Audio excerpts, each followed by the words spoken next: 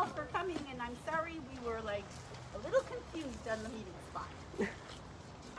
I'd like to welcome everyone here and those watching on Facebook Live to the National Council of Jewish Women Chicago North Shore's tribute to the notorious RBG, Ruth Bader Ginsburg.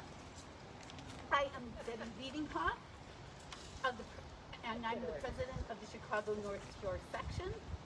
Today there are 25 NCJW sections across the country, including in Washington, D.C., California, Minnesota, Texas, Florida, and New York, participating in ceremonies like this one.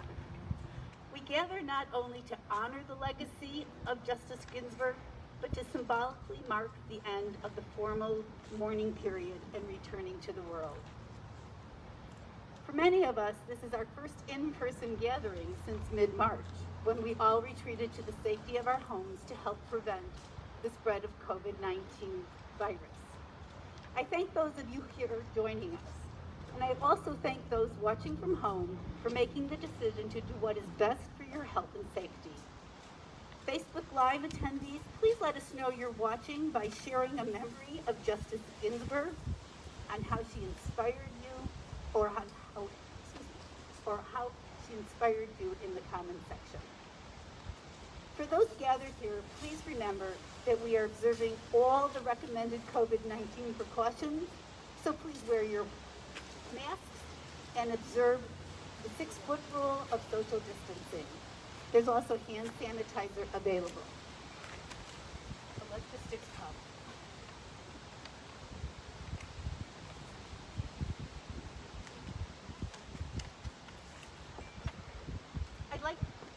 I'd like to recognize members of our section's board of directors who are here today. I see Robbie Schreiber, our secretary. Raise your hand if you are a board member, because I can't recognize anyone with a yes. I am sorry. Looks like just Robbie today. Thank you, Robbie. I would also like to thank our executive director, Melissa Prober, for making this event happen on such short notice.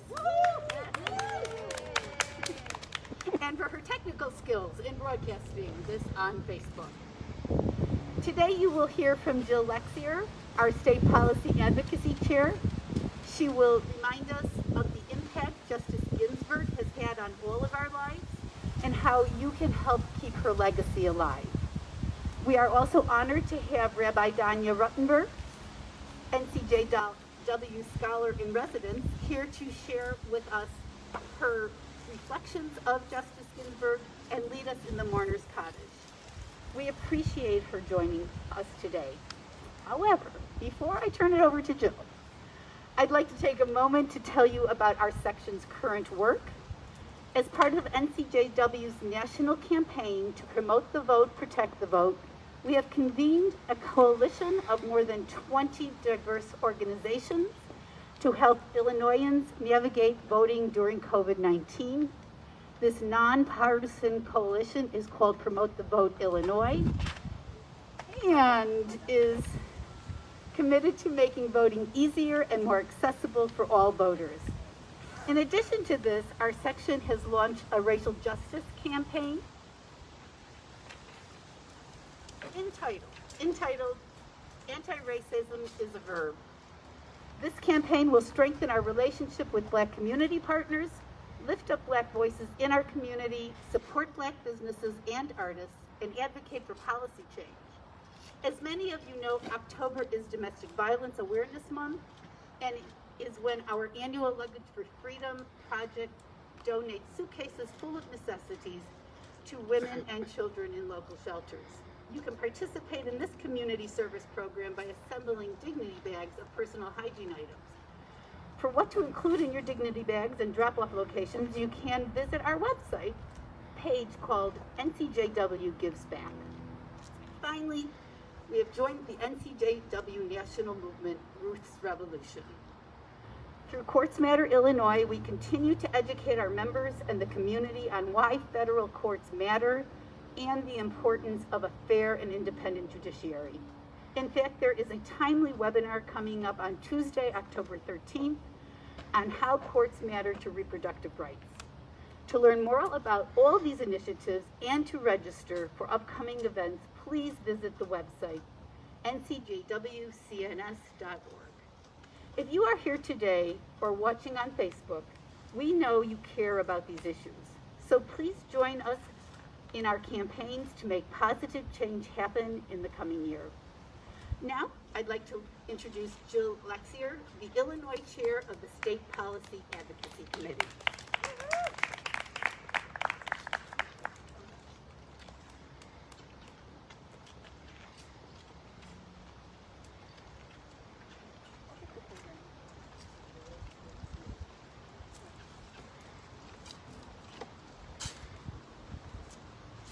So, there is a time for mourning, and then there's a time for movement. And today we're marking that transition. And even though it's the end of the formal Shiva period, I know some of us will be continuing to mourn Ruth Bader Ginsburg for quite a while. As those of you who know me know, I lost both my parents this year, my mom just a couple months ago. I'm still mourning them. Losing Ruth Bader Ginsburg feels like losing a parent. We loved her. We knew her. She did so much for us. She made our world a better place. Because of her well-deserved celebrity status, the movie, the documentary, the great exhibit down the street at the Illinois Holocaust Museum, we do know quite a bit about her. We know how her early struggles with discrimination informed her life as a person, as a judge, and then later on, eventually, as a Supreme Court Justice. And we know her as a historic champion of equality who fought to protect the basic freedoms for every single person. So here are just a few examples. Ginsburg passionately fought for the rights of the LGBTQ community. Justice Ginsburg joined Justice Kennedy's majority decisions in many landmark cases in LGBTQ civil rights history, including securing the legality of same-sex marriage in 2015. In her private life, Justice Ginsburg performed many same-sex marriage ceremonies. I'm watching this be the first Supreme Justice to do so. She fought for the rights of undocumented people. In 2018, she was part of the majority decision that protected undocumented people from expulsion. She fought for the rights of disabled people, including those with mental and developmental disabilities. And she fought to expand and protect voting rights. She's probably best known, though, She's probably best known, though, for advancing women's rights after her own experiences of fighting for respect and status as a young woman lawyer. As NCJW, we know her as a Jewish woman, a devoted wife, a caring mother, and a tireless champion of gender equality. Not only is she a feminist icon or a role model for us, she actually changed the social landscape of this country. She helped usher in an era of greater equality, which touches our lives in ways we might not even realize, but for which we should always be grateful. So here are 7 things, one for each day of the week, one for each day of a traditional Shiva period, that we can be thankful for RBG. Okay, who here has a bank account or a credit card in their own name? Everybody! Before Ginsburg, believe it or not, women couldn't sign a mortgage or a bank account without a male co-signer. Ginsburg paved the way for the Equal Credit Opportunity Act, which passed in 1974 and allowed women to apply for credit cards and mortgages without a male co-signer. Thank RBG! Yay! Who here worked outside the home ever in their great, sizable number? Ginsburg helped people make strides towards equal pay. In 2007, Ginsburg famously dissented from the Supreme Court's decision on pay discrimination case, Ledbetter versus Goodyear Tire and Rubber Company. Her dissent was compelling because 2 years later, Congress passed legislation called the Lilly Ledbetter Fair Pay Act of 2009, which made it easier for women to file a discrimination suit. Thank RBG! Who here attended a state-funded school? Okay, a few. Before Ginsburg, state-funded schools did not have to admit women. In 1996, United States versus Virginia case, Ginsburg wrote the majority opinion that it is unconstitutional for schools funded by taxpayer dollars to bar women. Thank RBG! Who here worked while they were pregnant? Seems a no-brainer, but it was pretty standard only 40, 50 years ago for women to be fired from their jobs when they were pregnant. In 1972, Ginsburg argued that excluding a pregnant woman from the Air Force, like in the case of Struck versus Secretary of Defense, is sex discrimination. Thank RBG! Who here served on a jury? I actually have never served on a jury. Okay, cool. Ginsburg argued that women should serve on juries. During the 1979 case of Duren versus Missouri, jury duty was optional for women in several states because it was viewed to be a burden for women whose roles was seen as the center of home and family life.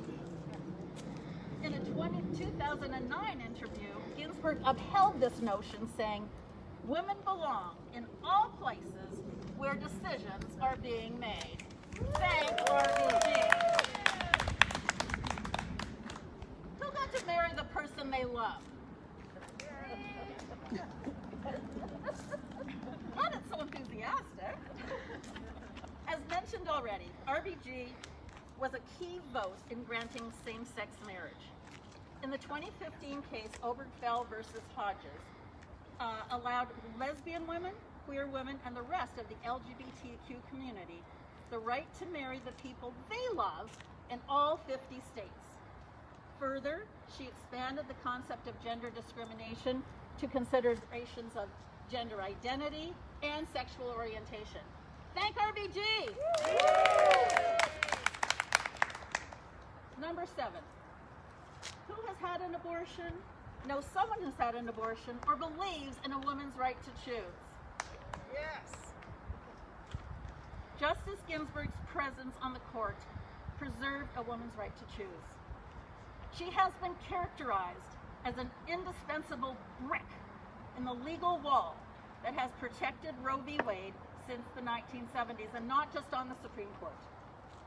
However, now that she's gone, this is in jeopardy.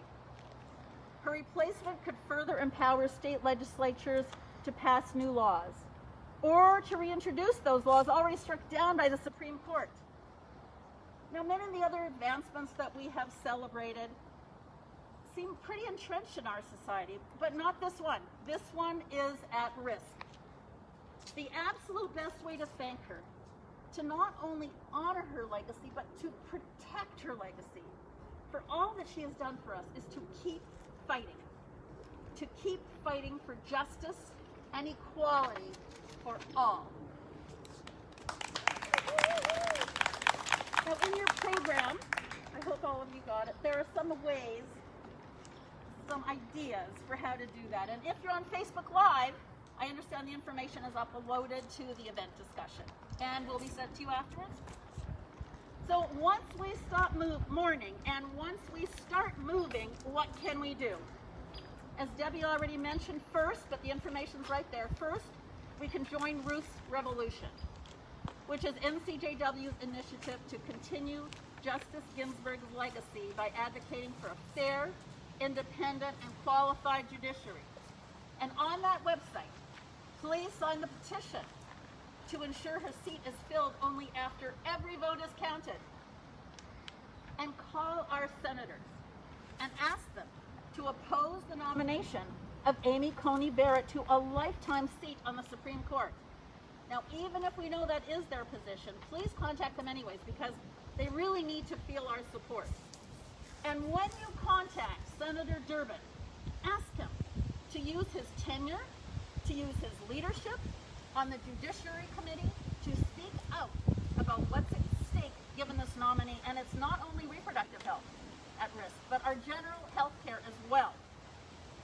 And let's take advantage of other opportunities for learning and action, including the one that Debbie already mentioned is in your program, an upcoming webinar on October 13th on courts matter to reproductive rights.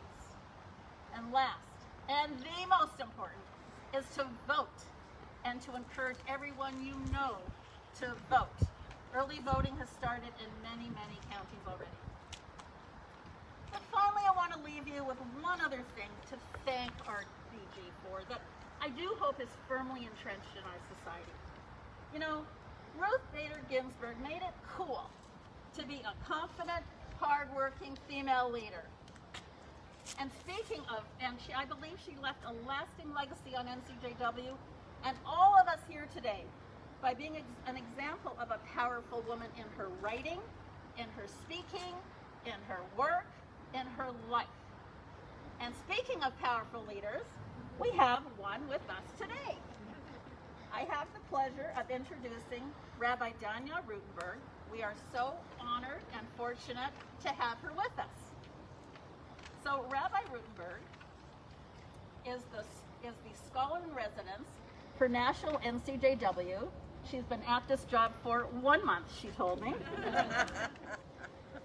She is the author of 7 books, including Nurture the Wow, Finding Spirituality in the Frustration, Boredom, Tears, Poop, Desperation, Wonder, and Radical Amazement of Parenting, and a memoir of her own spiritual awakening entitled Surprised by God, How I Learned to Stop Worrying and Love Religion. She writes frequently for the Washington Post and other outlets. We're so lucky she lives right close by in Evanston, so she could join us.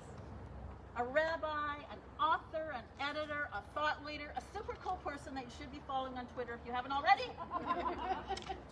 Rabbi Danya.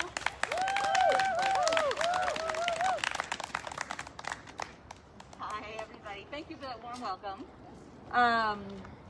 It's very exciting to get to meet all of you in person for the first time, and hopefully this will be the beginning of a long and unfolding relationship, as I am literally, a couple miles away. It is a big day, huh? Tzedek, tzedek tirdof. Justice, justice you shall pursue. This verse from the Torah, from Deuteronomy, was up in Justice Ginsburg's office while she worked at the Supreme Court many, many years. This was the core of her Jewish connection, of her, I think, judicial philosophy, and at the core of so much of what she stood for and believed in. Now, this verse, justice, justice you shall pursue, gets thrown around a lot in Jewish social justice circles. It's almost cliche, maybe it is cliche, I don't know, but it's Torah, it can't be cliche. I don't know. But what's important to know is in what context it lives. The verses just before this one are about creating and maintaining a fair and independent judiciary. It says, you shall appoint justices and magistrates, and they shall judge you. They should show no partiality. They should take no bribes, because bribes will blind the eyes and keep people from doing their work. Right? When you have special interests, when you are beholden to forces other than your commitment to adjudicating the law, you cannot adjudicate the law. This was at the core of Justice Ginsburg's work. And it's important to know that in the larger context of the Torah, this was not, it was neutral, but it wasn't part, if that makes any sense. Right? What are the other things that the Torah tells us to do? To make sure that we are setting up systems of economic justice, right? To make sure that we are not only caring for those who are economically at risk today, but setting up systems to make sure that they do not get ultimately profoundly disenfranchised, right? The Torah teaches us to care for the stranger, right? 36 times in the Torah, again and again and again, you shall care for the stranger because you are strangers in Egypt, right? This is our primary commandment, is to remember that those who are most vulnerable are obligated to be objects of care and concern, right? And that we need to center them in our work. The Torah again and again and again reminds us to protect the widow and the orphan and the stranger, right? We hear that refrain again and again, and that's functionally biblical intersectionality, if you will, right? People who are, we need to be concerned about people who are in poverty or at risk of being in poverty, and those whose identities make them particularly vulnerable to specific kinds of oppression or hardship need special attention for our care and concern.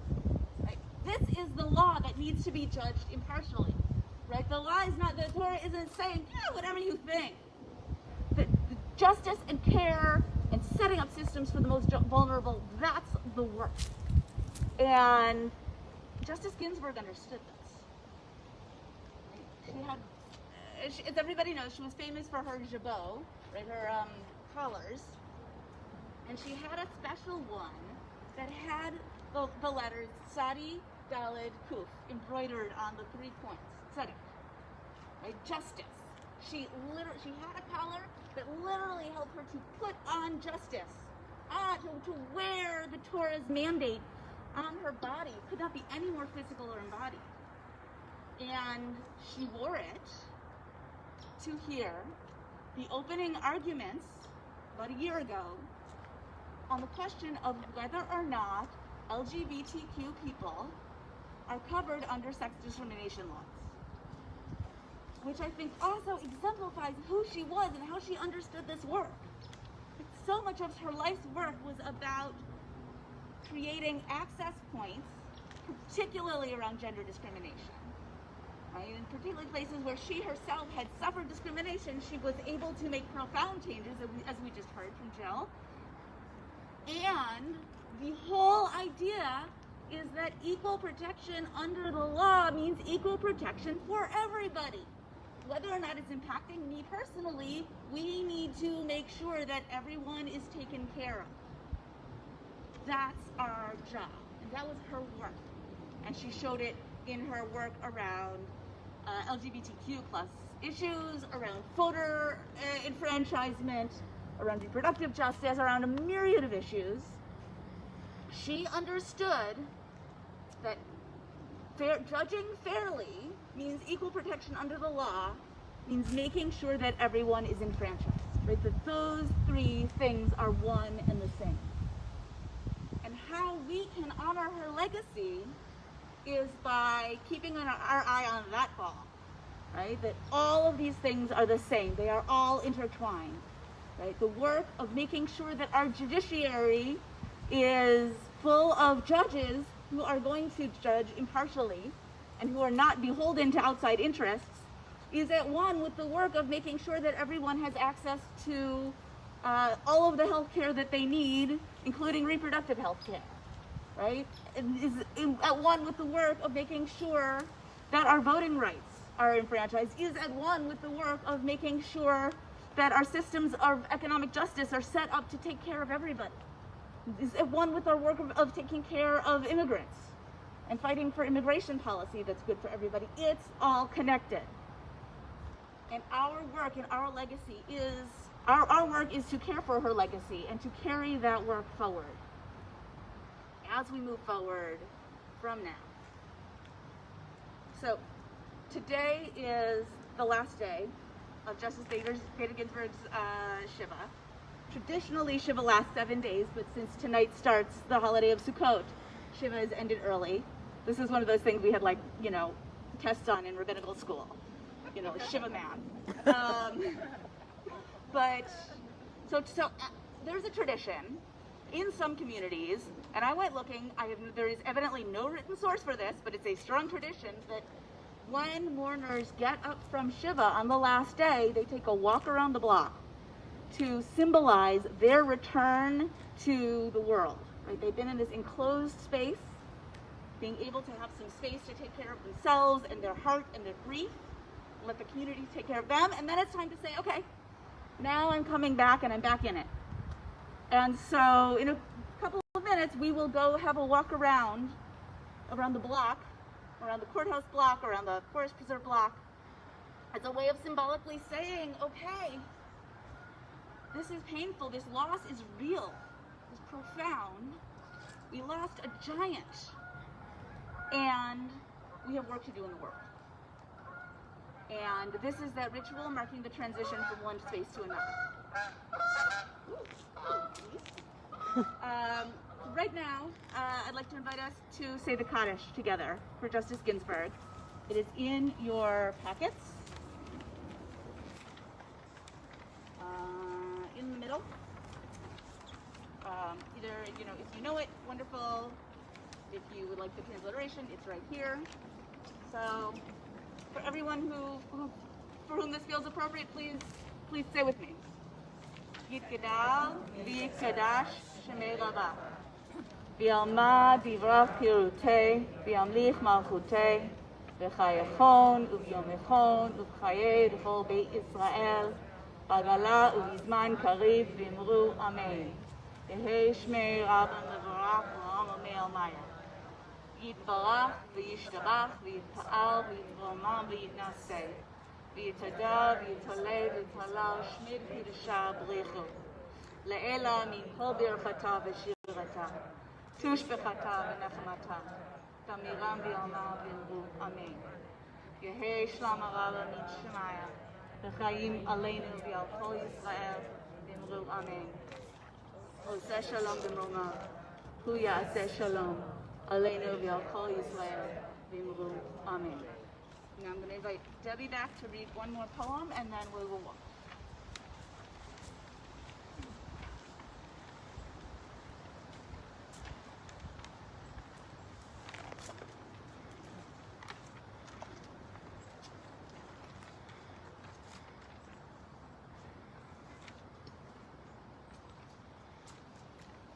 I'd like to thank Rabbi and Jill for doing such a wonderful job. Thank you so much. We're going to end with a poem by Maya Angelou. When Great Trees Fall. When great trees fall, rocks on distant hills shudder. Lions hunker down in tall grasses, and even elephants lumber after safety. When great trees fall in forests, small things recoil into silence, their senses eroded beyond fear. When great souls die, the air around us becomes light, rare, sterile. We breathe briefly, our eyes briefly see with a hurtful clarity. Our memory, suddenly sharpened, examines, gnaws on kind words unsaid, promised walks never taken. Great souls die, and our reality, bound to them, takes leave of us. Our souls dependent upon their nurture, now shrunk, wizened, our minds formed and informed by their radiance, fall away. We are not so much maddened as reduced to the unutterable ignorance of dark, cold caves. And when great souls die after a period, peace blooms, slow and always irregularly. Spaces fill with a kind of soothing electric vibration. Our senses restored, never to be the same, whisper to us. They existed. They existed. We can be and be better, for they existed. So that concludes our ceremony, but we are going to walk to the courthouse. Walk at your own pace, walk as far as you like and are comfortable. If you are not comfortable going all the way to the courthouse, you can do a symbolic walk right here in the Forest Preserve. We need to remember to social distance while walking. And also to follow the traffic signal. You can't go around the courthouse because it's blocked off. So we're going to go to the courthouse and reverse and come back. Melissa and I did a trial run. It's about 15 minutes for the round trip. So that concludes this portion. Give us a minute to get organized so one of us can lead the walk. And I hope you all join us. And thank you all so very much for coming. I really do appreciate it.